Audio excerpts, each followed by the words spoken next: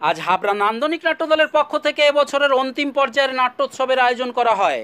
হাবড়া কলতান মঞ্চে প্রদীপ প্রজ্বলনের মাধ্যমে 4 দিনব্যাপী উৎসবের শুভ সূচনা করেন উপস্থিত অতিথিরা। অনুষ্ঠানে বিশিষ্টজনদের মধ্যে উপস্থিত ছিলেন প্রখ্যাত অভিনেতা গোপীকান্ত চট্টোপাধ্যায়, নাট্য ব্যক্তিত্ব রাজা গুহ, এলাকার পৌরপ্রধান নারায়ণচন্দ্র সাহা ও উপপৌরপ্রধান শীতাংশু দাস প্রমুখ।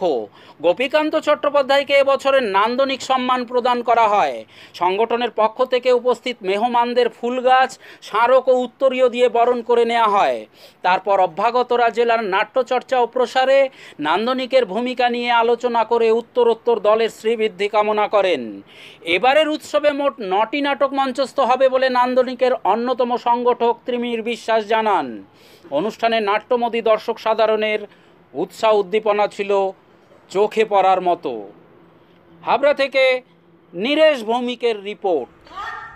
আর মামলা করতে হবে না।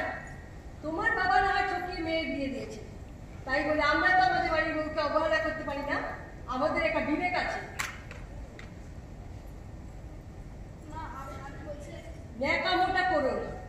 রান্নাঘরে খাবার ঢাকা দেওয়া আছে, গিয়ে খেয়ে এসো। খাবার নষ্ট করা আমি একদম পছন্দ করি না। বিনু চল চল।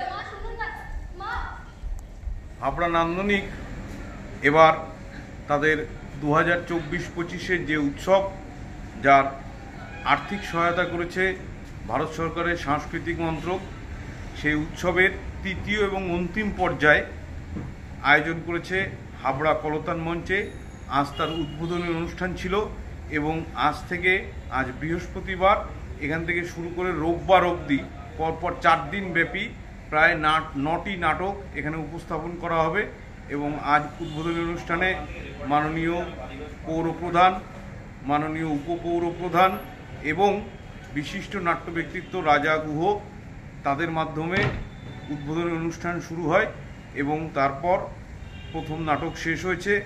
আমরা হাবড়া নান্দনিক বৃহত্তর হাবড়ার সংস্কৃতির যে প্রচার প্রসার, তার জন্যে কাজ করায় নিরলসভাবে চেষ্টা করি এবং চেষ্টা করে যাব।